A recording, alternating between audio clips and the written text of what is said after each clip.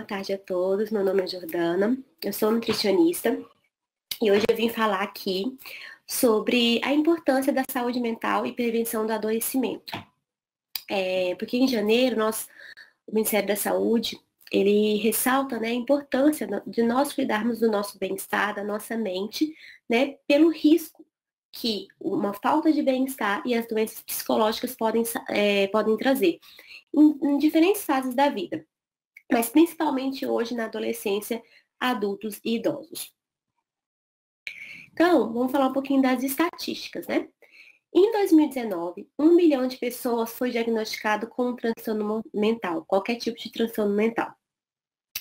Sendo que, entre adolescentes, as condições de saúde mental são responsáveis por 16% da carga global de doenças e lesões nesse público, tá? Sendo que a gente também, todos os órgãos internacionais, nacionais, nesse caso aqui eu estou falando da Organização Pan-Americana de Saúde, eles falam que a maioria dos dados, eles são subestimados, né? Pois a maioria dos casos, ela não é detectada e nem tratada. Então, existe grande caso, por exemplo, de ansiedade, de depressão, que não são diagnosticados e nem tratados, né? E aí que a gente vê um grande risco, porque são nesses casos que não são diagnosticados, não são tratados, que o risco de suicídio é muito maior, sendo que os adolescentes são um público muito importante, tá? E quando a gente fala dessas doenças, dessas doenças psicológicas, né, de transtornos mentais, elas podem iniciar em qualquer fase da vida, e o impacto dessa alteração vai perdurar em toda a vida, né? Na adolescência, da vida adulta, quando acontecem diagnósticos mais tardios, podem ser mais graves ainda, com desenvolvimento de depressão, transtornos de ansiedade e em adolescentes, né? Em idosos também tem um número muito grande de suicídios em decorrência desses transtornos mentais que não foram diagnosticados, doenças psíquicas mesmo que não foram diagnosticadas ou tratadas, né, corretamente. Em 2019 também, o suicídio, né, ele foi responsável por mais de 1 em cada 100 mortes que aconteceram em pessoas que tinham um diagnóstico de transtorno mental, depressão ou ansiedade. 58% dessas mortes, desses suicídios, ocorreram antes dos 50 anos, sendo que a gente vê aqui um impacto muito importante na nossa força de trabalho, não pensando na questão de saúde pública mesmo, dos gastos de saúde pública e na economia mesmo do país, né? E isso é uma realidade em todo o mundo.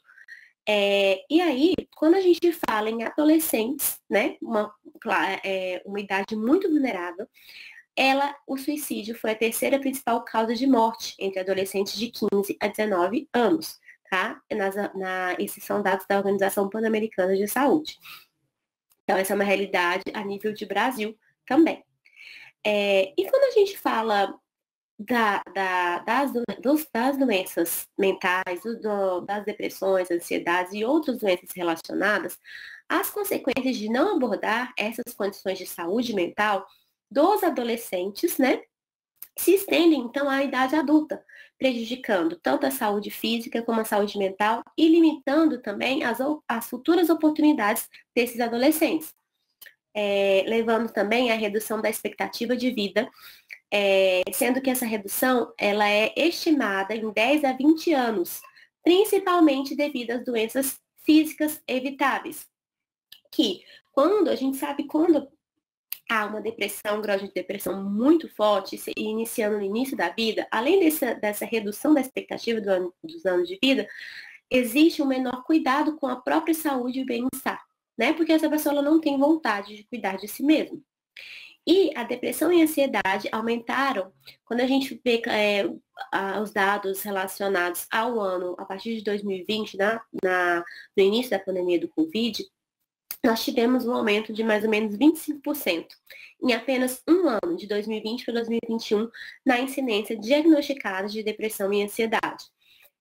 Alguns artigos, eles refletem que, na verdade, não foi um aumento somente dos casos, mas também um aumento do diagnóstico. As pessoas começaram a se perceber mais depressivas e ansiosas por causa dessa mudança, por causa desse problema que teve em nível mundial. Mas também porque elas começaram a refletir mais sobre elas mesmas. E aí, quando a gente fala dos fatores de risco, nós temos diferentes fatores de risco que podem interferir na saúde mental das pessoas. A gente fala dos biológicos, né, que são oriundos do próprio indivíduo, o indivíduo já nasce com ele, né, por exemplo, carga genética, que apesar da gente ter muito fator de risco modificável, a carga genética, um histórico familiar pode ser importante, tá? A idade e o sexo. Hoje, alguns estudos, eles já estão mostrando uma isonomia entre mulheres e homens para depressão e ansiedade, mas são estatísticas que estão mudando, tá? Fatores de risco psicológicos, então como que essa pessoa se vê no mundo, como que ela consegue controlar e como ela reage às emoções, como ela cuida da sua saúde mental, se ela tem auxílio ou não, se ela se vê, tem um auxílio psicológico ou não, se ela tem uma rede de apoio, tudo isso pode ser um importante fator de risco, então psicológico, social, o acesso à educação também é um importante fator de risco relacionado aos transtornos de saúde mental. Tanto acesso à educação, como essa educação é feita, e muito importante a estrutura familiar, tá? Alguns estudos mostram que a renda está muito relacionada entre fatores econômicos, sendo que existe uma correlação positiva mais forte nas classes mais pobres. Então, quanto menor a renda, existe um maior risco de doenças depressivas, ansiedade e também suicídio. Sendo que quando aumenta a renda, nos maiores graus de renda, essa associação ela é menos robusta, tá? Então, não existe uma relação tão direta em questão de positividade, ou seja, quanto maior a renda, mais proteção eu tenho para as doenças mentais? Não, mas quando menor a renda, mais risco eu tenho. Provavelmente relacionado aos outros fatores que estão associados, por exemplo, fatores sociais, psicológicos, né? E ambientais, né? E todos esses fatores, eles vão se interagir de forma complexa. Então, até o momento, a gente não sabe como que eles vão interagir e cada indivíduo vai responder de maneira diferente, tá? Por isso que é tão difícil a gente estudar e abordar os transtornos de saúde mental. Quando tem alguns outros fatores de risco que são bem estabelecidos, que são mais fáceis de mensurar, que são relacionados ao abuso sexual e físico, que foram vivenciados durante a infância, tá? Então, crianças com qualquer histórico de abuso sexual e também de violência doméstica, têm maior risco, tá? De depressão, outros transtornos e até suicídio. Violência na família, né? Exposição não só da própria criança ser vítima de abuso, mas, por exemplo, a mãe, né, ser agredida pelo pai, padrasto, avós e assim.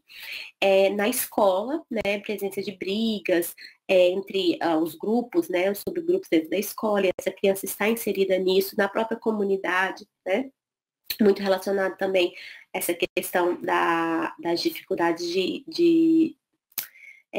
da exposição nas baixas rendas mesmo, né, pobreza e exclusão social.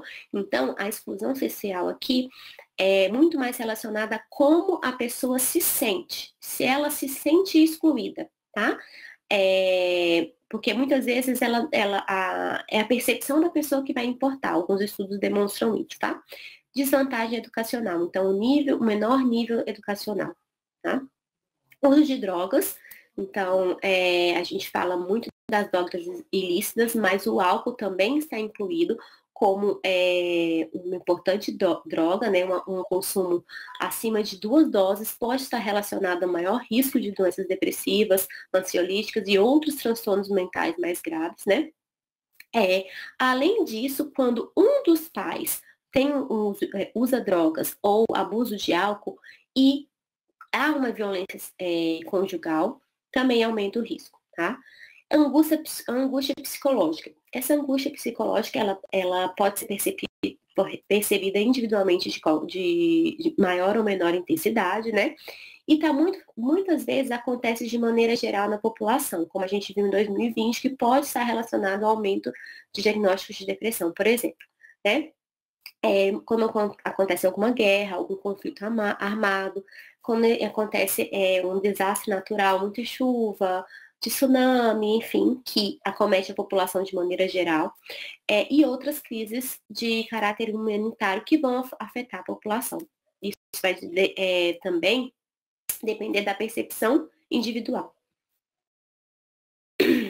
E aí, existem alguns fatores de risco que são os mais fáceis de nós, como profissionais de saúde, instruirmos as pessoas e orientarmos como nós podemos tratar esses fatores de risco modificáveis, que são responsáveis na maioria dos casos, tá? Então, muitos estudos têm demonstrado que as horas de qualidade de sono, o sedentarismo, os excessos alimentares, uma alimentação inadequada e também a falta de gerenciamento do estresse podem estar muito relacionados ao desenvolvimento de transtornos.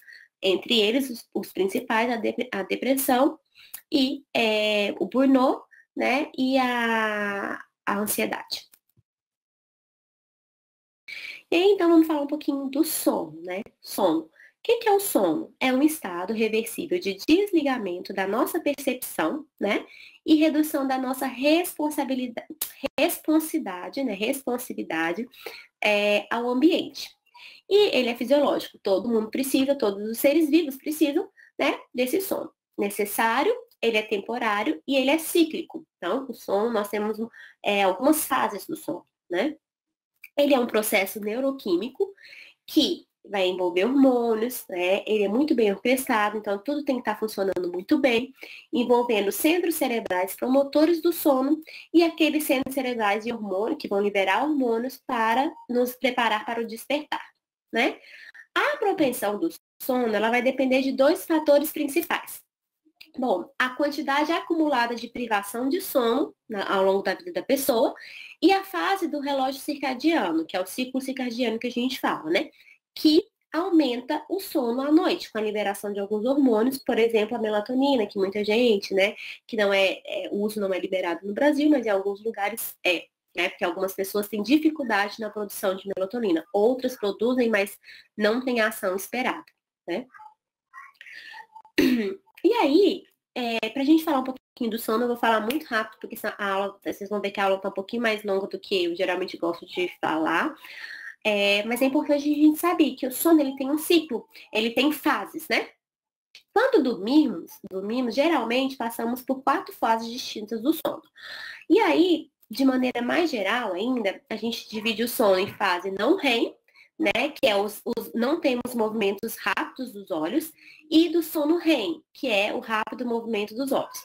Quando a gente fala do sono não REM, nós temos uma atividade cerebral sincrônica com 3 estágios, né? E aí nós temos uma lentificação da atividade cerebral. E essa fase ela é responsável pelo descanso do nosso cérebro, quando nós estamos começando a descansar. A fase REM é a atividade cerebral desincronizada, porém ela é intensa, tá? Tem uma ausência geral de respostas motoras, aquele sono que a pessoa tá pesada, mesmo que é difícil de acordar a pessoa, né? Nessa fase podem ocorrer os sonhos e é responsável pela fixação da memória. Então, em alguns casos, as pessoas dormem, mas elas não chegam a chegar no sono REM, tem uma má qualidade desse sono. Então, muitas vezes isso pode estar relacionado a incapacidade de fixação da memória, aquela perda da memória recente, do que está estudando agora. Pode acontecer muito com adolescentes, por exemplo, né? Com mães, né? Pode acontecer bastante e é muito comum em idosos também. E aí, quantas horas de sono necessitamos? Ao longo da nossa vida, há uma redução do tempo total de sono, em especial do estágio de sono profundo, né? Então, quando a gente é criança, quando a gente é idosa, a gente tem uma modificação. Sendo que vamos falar aqui dos adolescentes, nós temos uma espera média de uma noite bem dormida de 8 a 10 horas, e em idosos vai diminuir, sendo 7 a 8 horas. Mas o que alguns estudos demonstram é que quando a gente está em idade adulta, a gente tem que estabelecer mais ou menos umas 8 a 10 horas. A gente sabe que existem pessoas que podem dormir menos horas e ter um sono reparador e aquelas horas de sono ser suficiente para ela. Mas existem outras pessoas que precisam dormir mais horas. E isso realmente acontece. E os estudos demonstram que as pessoas que precisam dormir mais, isso não vai ser alterado ao longo da vida. Ela sempre vai precisar dormir mais para ter uma boa memória. E aí, o que acontece? Se essa pessoa ela não dorme a quantidade que ela precisaria dormir, pode gerar depressão, estresse e a perda de memória. E essa vai gerar um déficit negativo, digamos assim, de horas de sono que ela precisaria repor para ela ter um bem-estar, né? E até para não gerar um estresse e uma carga crônica para a pessoa. E aí, as pessoas tendem a ter sono mais leve e por períodos mais curtos, à medida que elas envelhecem. Isso muda, tá? Então, com o envelhecimento, o sono ele é mais leve, fica mais curto, né? Embora, geralmente, elas necessitem da mesma quantidade de sono que precisavam quando eram adultos jovens. Cerca da metade de todas as pessoas acima de 65 anos têm problemas frequentes com o sono, como, por exemplo, insônia, né? Os estágios de sono profundo se tornam mais curtos ou ausentes. E aí que a gente fala que muitas vezes com o envelhecimento, né? Não só com o envelhecimento, mas com uma redução das horas de qualidade do sono, com essa redução desse ciclo de sono, existe uma redução da capacidade da fixação da memória, né? Porque a gente está vendo aqui que os estágios, a fixação do sono, ela acontece mais no sono profundo, né? Essas alterações, elas podem fazer parte do envelhecimento, mas, em muitos casos, podem ser oriundas de inadequações de estilo de vida. Por exemplo, também o uso de alguns medicamentos que podem ser estressores do sono, alguns alimentos que podem ser consumidos antes da hora de dormir, que podem ser disruptores do sono, né? Uso de alguns estimulantes alimentares, como eu falei, por exemplo, a cafeína, bebidas e sobrecargas e estresse, ou pessoa aí dormir muito preocupada, por exemplo, com alguma coisa, uma viagem, algum problema do trabalho. Então, uma das orientações é que antes da hora de dormir, não se resolvam problemas desse tipo, porque 2 horas antes, pelo menos, o que na nossa realidade de hoje em dia é muito difícil, né? Mas são orientações que podem ser seguidas, principalmente para aqueles que têm mais dificuldade, mais problemas para dormir. Então, quando a gente fala do sono de ter uma boa qualidade, né? Apesar de cada pessoa precisar de horas diferentes de um sono de qualidade, né?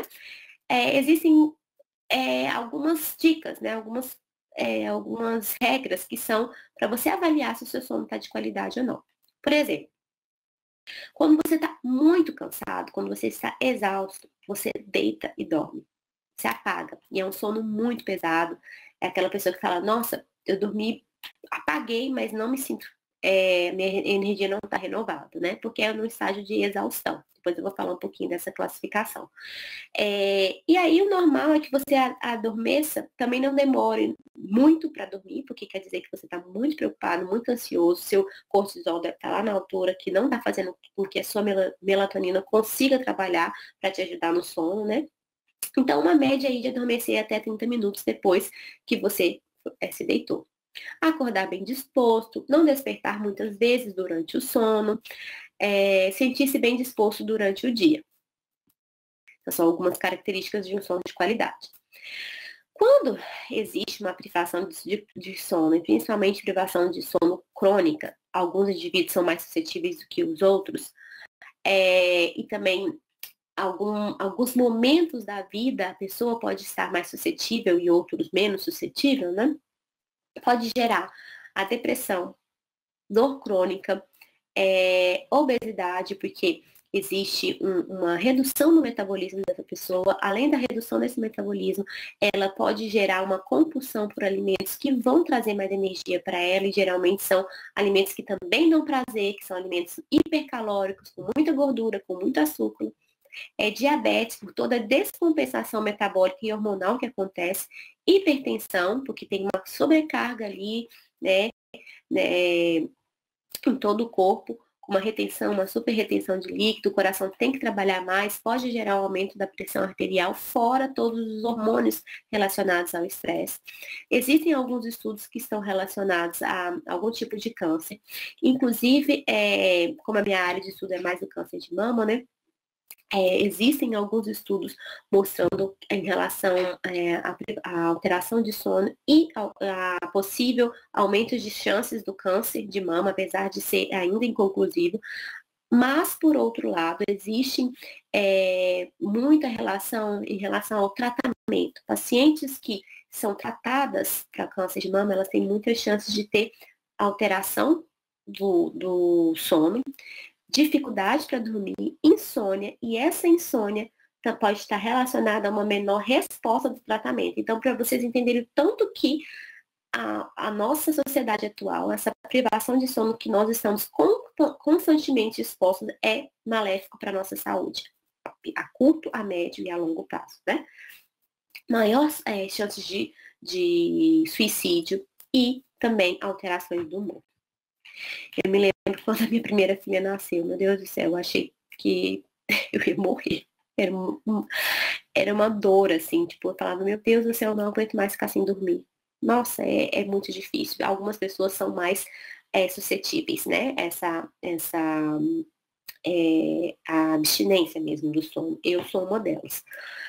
E aí nós temos que falar um pouco, né? A gente falou um pouquinho da qualidade do sono, o que a privação do sono pode levar, mas também quais são alguns disruptores conhecidos do sono, né? A obesidade, porque a obesidade ela pode gerar a apneia do sono, né? E aí não somente a obesidade está relacionada, mas também um aumento de peso. Por exemplo, se o paciente tem um peso saudável, mas ele ganha um pequeno espaço de peso, uma grande quantidade de quilos. E mesmo continuando, por exemplo, ainda no diagnóstico de normalidade, né, do peso, ele pode ter uma apneia de sono, porque ele aumentou abruptamente aquela quantidade de peso que ele tinha, peso corporal, tá?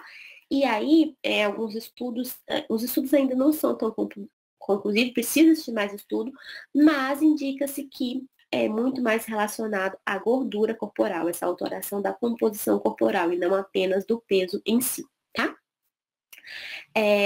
Um ambiente mal planejado, com muitos sons, muitos ruídos, barulho de fora, barulho de carro, né? Incidência de luz, a temperatura ou muito alta, muito quente ou muito frio, né? Isso aqui está muito relacionado também à sensibilidade de cada pessoa. Estresse, ansiedade, depressão, preocupação, mudanças de fuso horário, né? Algumas pessoas têm maior sensibilidade às mudanças de fuso horário. E cochilos diurnos, que pode ser tanto para algumas pessoas benéficos, porque algumas pessoas estão tão exaustas durante o dia, que o fato dela tirar uma soneca em algum momento pode ajudar ela a dormir mais rápido, porque ela vai estar menos preocupada, menos estressada com o fato de ela não poder dormir o suficiente. Então, os estudos têm mostrado resultados diferentes de acordo com cada pessoa, tá? Por outro lado, se, por exemplo, pessoas mais idosas que dão aqueles cochilos depois do almoço, depois do jantar, isso pode interferir na qualidade do sono e nos ciclos do sono, impedindo que ela chegue na fase do sono profundo, tá? A luz azul, né, a luz do celular, ela vai diminuir a produção de melatonina.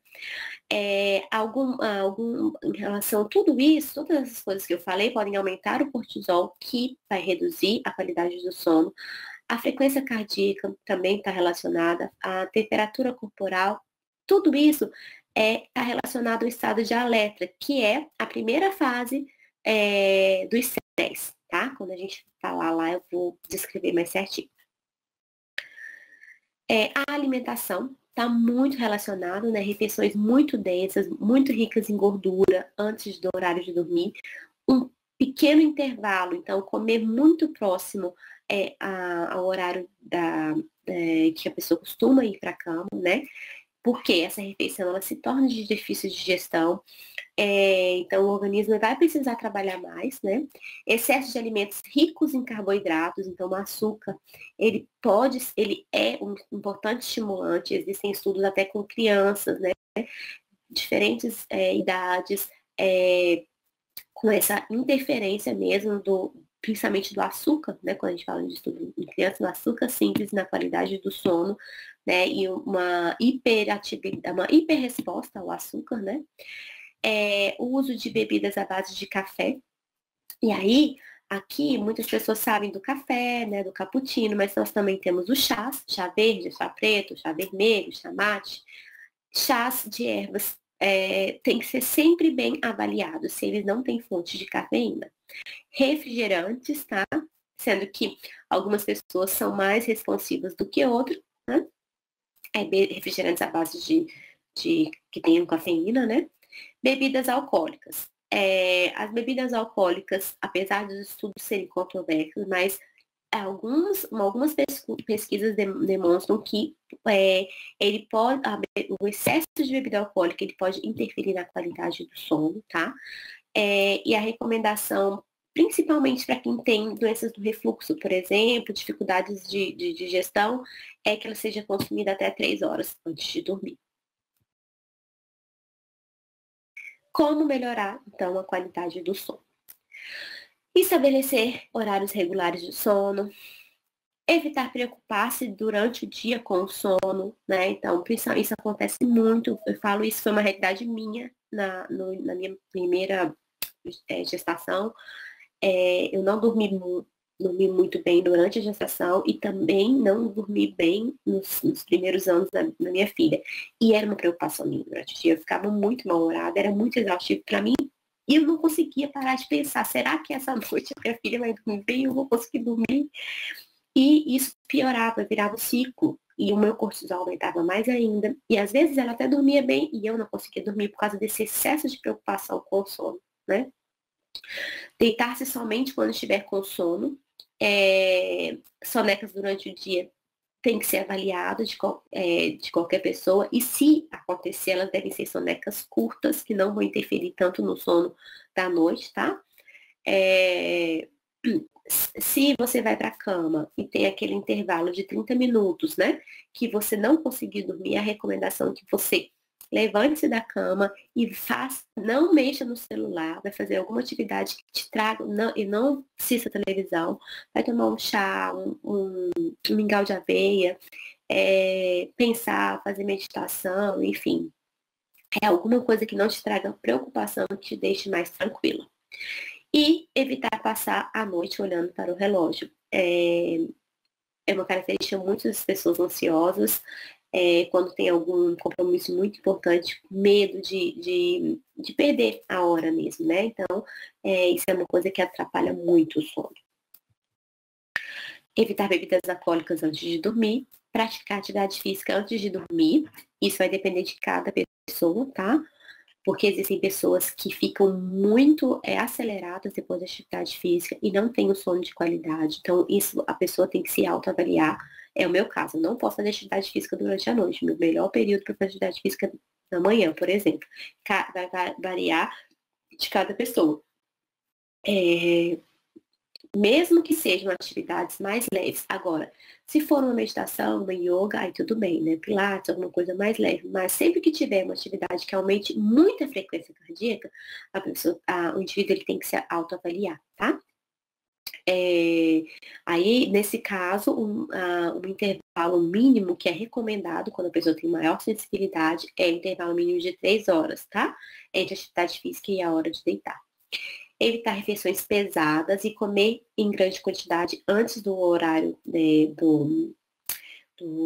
dormir, de ir para a cama. Evitar excesso de líquidos antes de dormir. Até pela questão de você ficar acordando várias vezes para ir ao banheiro, né? Isso também pode estar muito relacionado à qualidade do sono.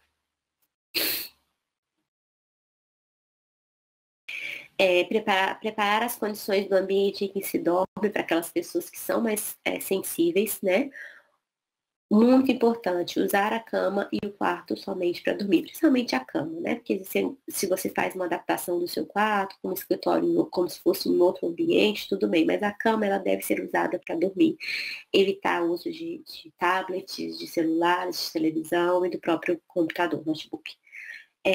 Resolver questão, isso aqui tem muita relação tanto com a exposição à luz, mas também com as alterações hormonais que acontecem, tá? Resolver questões estressoras 4 horas antes de dormir, planejar o dia seguinte, ter conversas difíceis, não devem ser feitas no horário próximo à hora de dormir, tá? Deve ser feito no mínimo 4 horas antes de dormir, mesmo que seja o fato de você escrever num diário, por exemplo, as suas angústias e preocupações, deve ser evitado muito próximo do horário de dormir, tá? Porque, é claro, quando você está escrevendo, você está lembrando disso, e isso pode sim afetar o seu sono. Evitar o celular 2 horas antes do seu horário habitual de sono. Alguns livros que avaliam a qualidade do sono, eles até orientam que o celular seja colocado em outro cômodo. Você, por exemplo, deixe na cozinha seu celular durante o período noturno e só pegue ele novamente de manhã, né? Eu tenho feito isso e tem me ajudado muito no meu sono. As pessoas usam um despertador no celular, né? Mas aí a gente tem que ter uma outra forma de despertar. Alguns recursos para melhorar o sono. Vai ser individual, cada pessoa pode ter uma resposta diferente, mas algumas terapias já são bem indicadas na literatura. Terapias integrativas com diferentes profissionais de saúde, chás e infusões, chá de camomila, capim-sirideira, erva doce, melissa, lavanda, sendo que muito cuidado, gestantes, tem que ser muito bem avaliado, tá? É bom que vocês tenham um nutricionista especialista na saúde materna e infantil para falar qual são os chás que são recomendados, né? Porque existem alguns chás que não podem ser utilizados. Suplementos que alguns estudos da nutrição fitoterápica têm indicado, por exemplo, própolis, suplementos à base de magnésio e a própria melatonina, que ainda não, se eu não me engano, ainda não é autorizada no Brasil e que deve ser utilizada com muita cautela. Então, o segundo, a gente falou da qualidade do sono, agora o sedentarismo e a baixa atividade física, que está muito relacionada, né? São um dos nossos fatores notificados. O que é atividade física?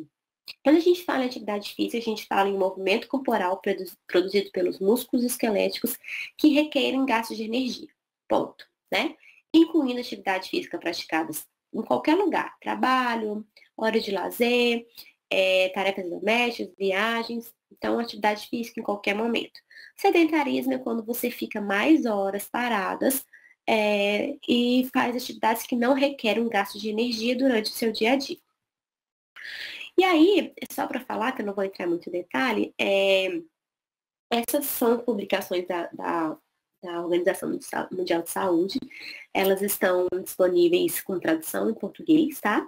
E elas são muito legais porque elas vão falar o conceito de maneira mais clara da atividade física, do exercício físico, do sedentarismo, e ele vai dar algumas dicas de como a gente pode incluir a atividade física no nosso dia a dia. Muito interessante, como uma ferramenta de auxílio mesmo. Então, coloquei fotos dos três para quem quiser dar uma olhada.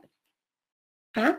E aí, quando a gente fala do exercício físico, ele é uma subcategoria da atividade física, quando existe uma atividade física planejada. Então, você separa um tempo para isso, estruturada, repetitiva, que vai requerer mais de um músculo, vai ter a questão muscular, a parte cardíaca, né? Rítmica, enfim, com o objetivo de melhorar e manter a capacidade física e a composição corporal ou o peso adequado do indivíduo que está praticando esse exercício físico. Então, os estudos, existem estudos avaliando a relação com a saúde mental, tanto com a atividade física como exercício físico, tá? E 90% dos estudos relacionam uma pior percepção de saúde mental entre as pessoas que se dizem e que se classificam, que respondem os questionários e são sedentárias. Então, é muito importante a gente saber disso. Evitar o sedentarismo na nossa vida é muito importante para a nossa qualidade de vida. Tá? Então, praticar atividade física. Aproveitar todo momento que a gente puder para praticar atividade física. Tá, e aí, a gente fala um pouquinho, né, do que são essas capacidades físicas, né? Então, a gente fazer uma atividade, um exercício físico, pensando na aptidão cardiorrespiratória, quando eu falei lá atrás das alterações de diabetes, obesidade, hipertensão, a gente traz mais uma vez para a importância da atividade física, não só diretamente, mas indiretamente, né? Quando a gente fala da saúde mental. Então, aptidão cardiorrespiratória, capacidade cardíaca e pulmonar, força, né? Capacidade que ajuda você a carregar as sacolas, a força mesmo, né? Muito importante para idosos, por exemplo, ou pessoas que têm doenças crônicas. Flexibilidade, né? Capacidade que ajuda você a se vestir, o alongamento. E equilíbrio, tá? Muito, muito cuidado, porque quando a gente fala em idosos é muito importante a questão do equilíbrio, já que muitos têm osteoporose e quedas podem ser muito importantes nos idosos, tá? E aí, a atividade física de maneira geral não só vai ter essa ação que eu falei direta, né, na saúde mental, mas ela também vai ter benefícios em nossos aspectos de fatores de risco biológico, por exemplo, na idade, no bem-estar psicológico, sociais, porque tem uma interação com outras pessoas, quando você vai a um lugar para atividade física, você tem um reconhecimento de pessoas que pensam igual a você, trazendo novas amizades, benefícios mental e emocional também. Então, isso tudo faz com que, quando a gente fala da saúde mental, a gente sempre relembre da importância de atividade física. Aumento da força muscular, flexibilidade, resistência aeróbica, diminui o risco das doenças crônicas não transmissíveis, cardiovasculares, os cânceres, diabetes, leptemias, osteoporose, risco de fraturas em idosos, diminuição do estresse pela própria liberação dos hormônios que a gente tem durante a atividade física, mesmo quando a atividade física ela não tem um efeito direto e imediato na composição corporal, ela vai ter um efeito direto na redução do estresse e melhoria no controle metabólico, tá? E essa diminuição do estresse, essa melhoria do controle metabólico vai também aumentar a qualidade do sono, tá? Previne, trata e evita reincidência de transtornos depressivos e ansiedade. Então, já existem diferentes estudos, meta-análises maravilhosas falando que o exercício físico planejado, até a atividade física, mas podem ajudar na recidiva de transtornos depressivos e ansiolíticos, tá? Muitas vezes, alguns estudos demonstram que a atividade física, o exercício físico, na verdade, controlado ao longo dos anos, mantido, ele pode ser suficiente em alguns casos com a redução do uso de medicamentos.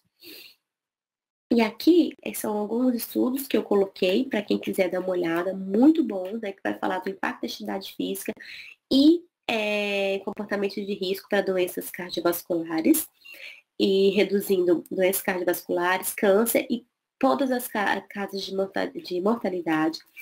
E a atividade física que vai ter um efeito direto na saúde mental, tá? E aqui só para falar que em 2021, o nosso Ministério da Saúde lançou, né, um guia de atividade física para a população brasileira, muito bom, que vai falar em palavras simples sobre atividade física e como a gente pode incluir atividade física no nosso dia a dia e evitar o sedentarismo. Tá.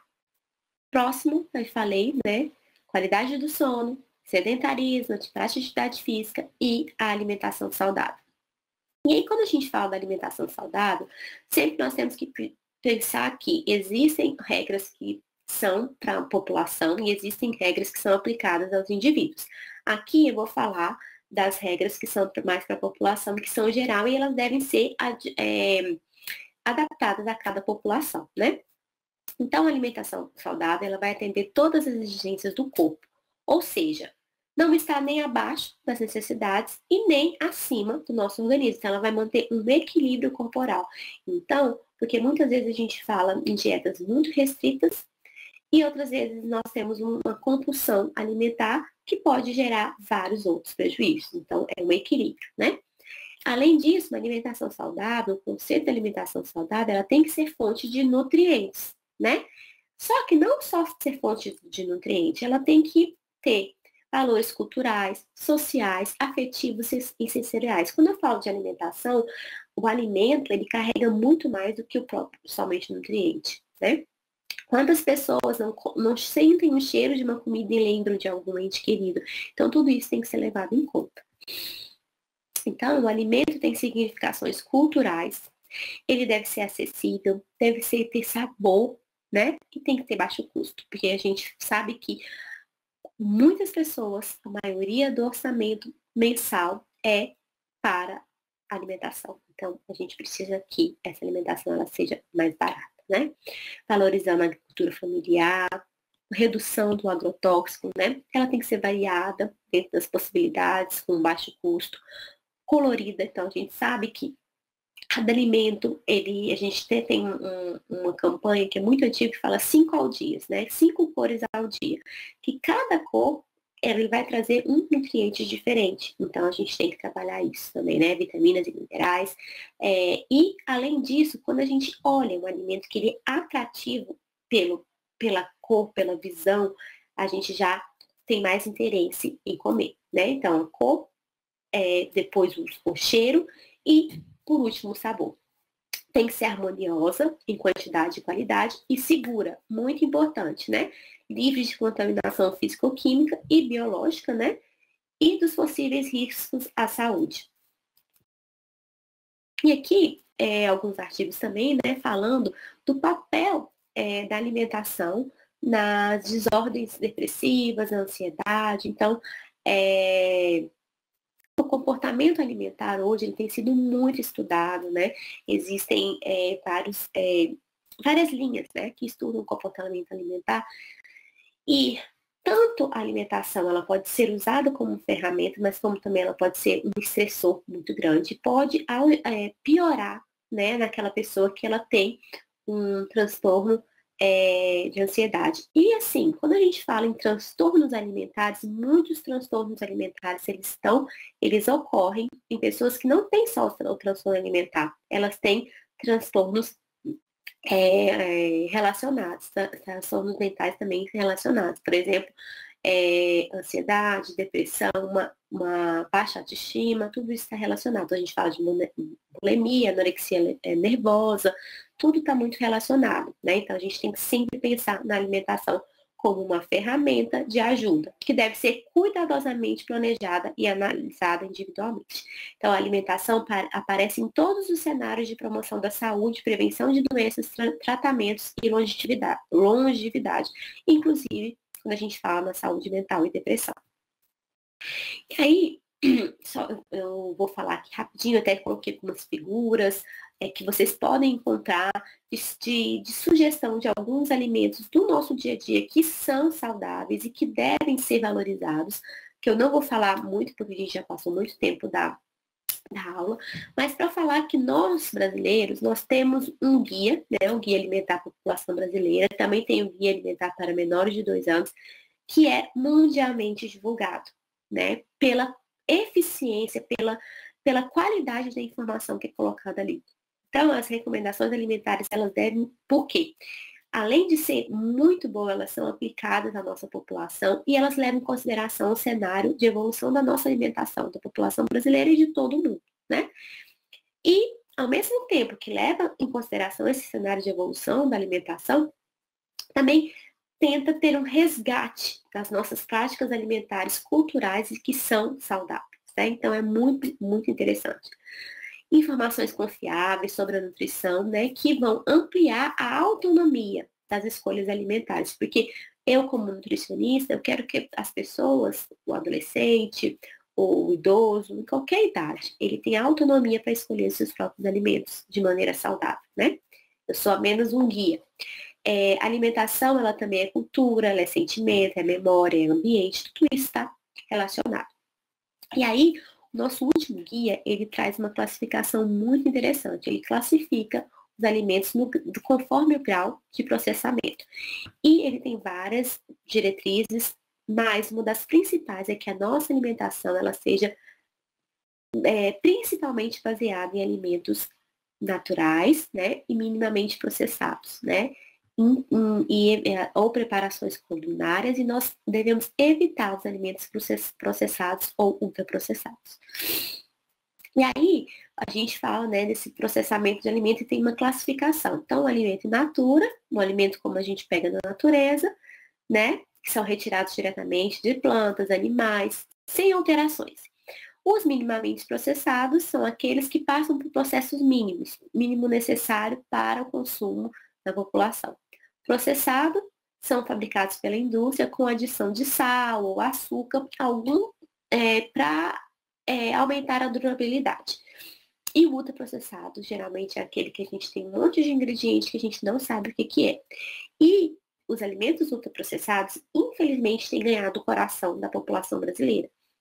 Porque a mídia, ela sabe vender, né? A mídia, ela vende, ela coloca muitas alegações funcionais, mas a gente precisa saber que nem sempre o que está escrito ali é verdade, né? É o papel da indústria tentar vender. Então, aqui um exemplo, né? Nós temos o abacaxi, que é um alimento in natura, foi processado, né? Adicionado açúcar, virou um abacaxi em calda. Suco de abacaxi em pó já é um alimento ultraprocessado. Espiga de milho, alimento in natura. Milho em conserva, um alimento processado. E o salgadinho de pacote ultraprocessado, tá? Pensando nas nossas crianças, a gente tem que voltar ao que era antigamente, né? Levar mais alimentos in natura, que hoje, muito antigamente, era assim que acontecia, mas hoje a maioria das crianças levam muito alimentos processados para a escola, né? Salgadinho de pacote, suco artificiais, suco de caixinha, né? Que na verdade nem são chamados de suco, né? São chamados de refresco. Nós usamos, na população em geral, a gente usa a nomenclatura errada, então não é um suco de abacaxi em pó, é um refresco artificial em pó. Um refresco artificial, que é aquele de caixinha. E aí, né, esse guia, como eu falei, ele faz ideias de refeições. Então aqui, ele separa por horário, então café da manhã, snacks, né, que no meio das refeições, almoço e jantar, sempre resgatando uma alimentação baseada em alimentos culturalmente aceitáveis na nossa população e com preço acessível. E aí, uma parte muito interessante do guia é que ele fala nessa questão do comer com atenção plena, que é um cuidado que a gente tem que ter. Porque muitas vezes a ansiedade, a depressão, ela pode gerar tanto a falta de cuidado, né? A pessoa não se enxerga mais, ela não tem cuidado com a sua autoimagem, então ela pode comer exageradamente, mas também pode ter uma depressão que a pessoa para de comer, né? E aí a gente fala desse comer com atenção plena. O que é isso? Comer com regularidade, ter atenção ao que você está comendo. No momento de comer, se abster das preocupações, pensar naquela comida, se aquele é suficiente para você, fazer as refeições diárias em horários semelhantes, evitar beliscar nos intervalos entre as refeições, evitar comer fazendo outra coisa, né? Comer devagar, apreciando aquele alimento que está sendo consumido. Comer em ambientes apropriados, longe de briga, de barulho, muito tumultuado, que você não vá ter atenção no que você está comendo. Comer junto com alguém agradável, né? Sempre que possível comer em companhia, com familiares, amigos ou colegas de trabalho ou escola, tá? Procure compartilhar também as atividades que antecedem ou sucedem o consumo das refeições, o planejamento alimentar, né? Ou a própria o fazer, né, a refeição. E aí, existem vários artigos, várias pesquisas que mostram que quando a gente fala das doenças de saúde mental, os distúrbios de saúde mental, alguns alimentos eles podem estar relacionados. Então, a gente tem que prezar por uma alimentação mais rica em alimentos in natura, consumo de 2 a 3 porções de fruta por dia, 2 a 3 porções de legumes e vegetais por dia. Sempre preferir os alimentos mais complexos, né, carboidratos complexos, por exemplo, carnes com menos gordura, né? Evitar alimentos estimulantes, principalmente após 3 a 4 horas antes de dormir. O açúcar de adição, como eu já falei, já existem vários estudos falando que pode estar relacionado a um disruptor do sono, tanto na infância, mas também na idade adulta. É muito importante que seja feita uma avaliação bioquímica por um nutricionista que tem experiência, né, para avaliar porque a gente sabe que existem pontos de cortes para cada idade, mas em cada situação ele pode ser diferente, e essas avaliações bioquímicas, o que está abaixo, para, se é necessário, fazer uma complementação alimentar para atingir os objetivos e melhorar esse perfil lipídico, por exemplo, ou um selênio baixo, magnésio, enfim. E em alguns casos pode ser necessário a utilização de suplementos nutricionais ou fitoterápicos, que devem ser feitos a partir de uma prescrição individualizada. E por último, né, uma outra ferramenta muito importante é o gerenciamento do estresse, né? Quando a gente fala de estresse, o estresse é uma palavra que origina do latim, que significa strictus, né, que designa tensão, passível de mensuração, uma força extrema que tende a tirar esse sistema de equilíbrio do nosso organismo. Foi utilizado muito na Inglaterra do século XVII, que muito relacionada à opressão, desconforto, à diversidade.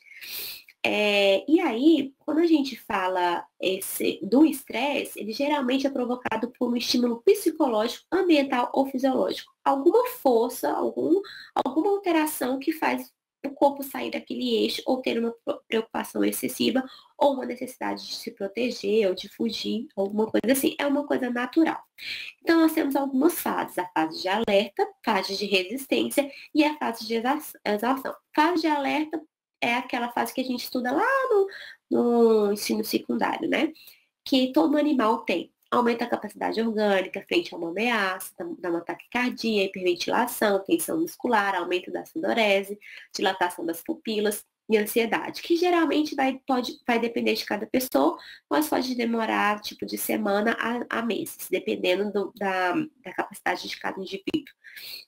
Fase de resistência é quando existe uma temporalidade maior, a pessoa está exposta àquilo há anos, alguns casos pode ser uma exposição menor, né? Gerando oscilação de humor, diminuição da libido, alterações gastrointestinal, muito comum gastrite, esofagite, aquela sensação de regurgitação, queimação. Podem ter o desenvolvimento de algumas doenças psicossomáticas que podem se instalar e virar crônicas. E a parte de exaustão, que é a parte que está muito relacionada ao suicídio. A pessoa se sente tão exausta que ela acha que tentar contra a própria vida seria uma solução, tá?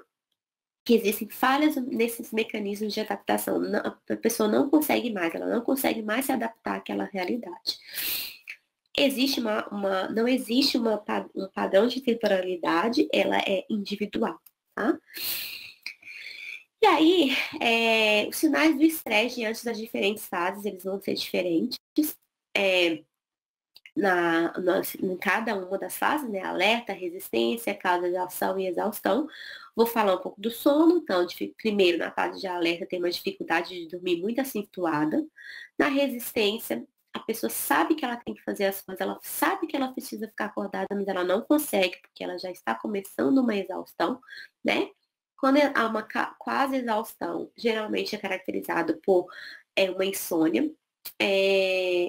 A pessoa acorda e não consegue voltar a dormir, e ela se sente muito cansada. E na exaustão, a pessoa, apesar de saber que ela precisa dormir, ela não consegue, ela dorme muito pouco. e não se sente, quando ela dorme, ela sente que aquele sono não foi reparador, porque realmente não é.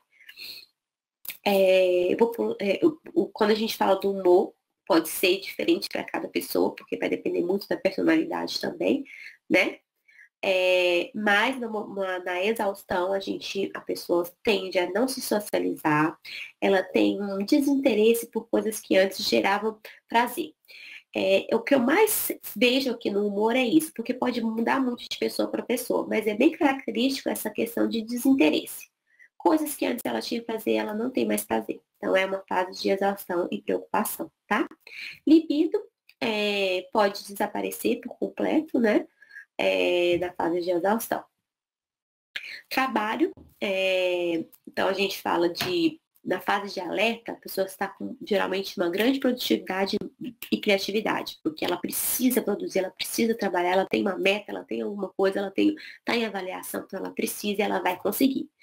Mas na parte de resistência, essa capacidade ela já volta ao normal e muitas vezes pode ter uma redução dessa criatividade, dessa produção de maneira maior do que a esperada, né?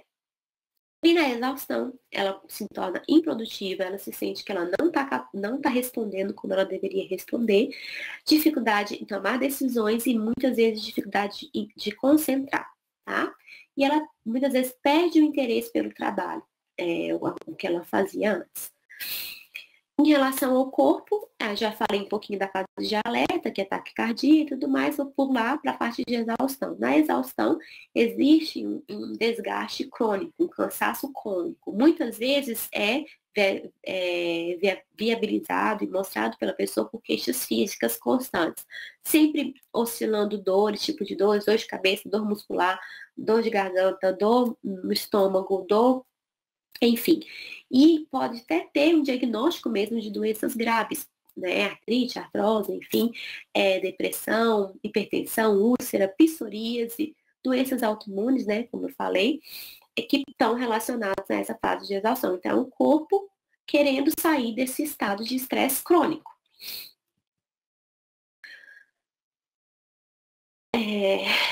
Bom, e aí, quando a gente fala dessa gerenciamento de estresse, ele está muito relacionado a vários fatores. Fatores externos, como, por exemplo, pressões no trabalho, como a pessoa responde, né? Nessa pressão nesse trabalho, na escola, presença de dívidas, dificuldades orçamentárias, medo de desemprego, que está muito relacionado, por exemplo, que aconteceu muito no Covid, né? Separação recente ou medo de separar. Criança, muitas vezes, quando os pais estão brigando muito, ela tem medo de perder um dos pais, medo da separação dos pais. Perda de um ente querido, morte, é muito comum em crianças e adolescentes, quando um pai, uma avó, ou algum ente muito querido morre, né? Mudanças de vida, de cidade, de escola, muito pode acontecer. Sedentarismo, né? E internos, né? Crenças. Alguns estudos mostram que pessoas que têm alguma fé, elas são menos suscetíveis a alterações mentais, são mais suscetíveis a ter uma melhor saúde mental. Os valores, medo extremo de aceitação ou a necessidade extrema de agradar também podem estar influenciando nesse estresse. Padrões de comportamento, então, cada pessoa vai ter um padrão de comportamento. Alguns podem ser melhores e outros podem ser piores, tá? Vulnerabilidades, cada uma mais vulnerável na emoção ou não. Pensamentos, então, às vezes, tem pessoas que têm uma tendência a pensar demais, outras se colocam muito no lugar do outro, mas não vê o que elas podem fazer para elas mesmas. Então, várias coisas que podem estar relacionadas. Emoções e capacidade de regular essas próprias emoções são alguns fatores internos que podem estar relacionados a essa incapacidade de gerenciar esse estresse, que todos nós estamos sujeitos em maior ou menor quantidade.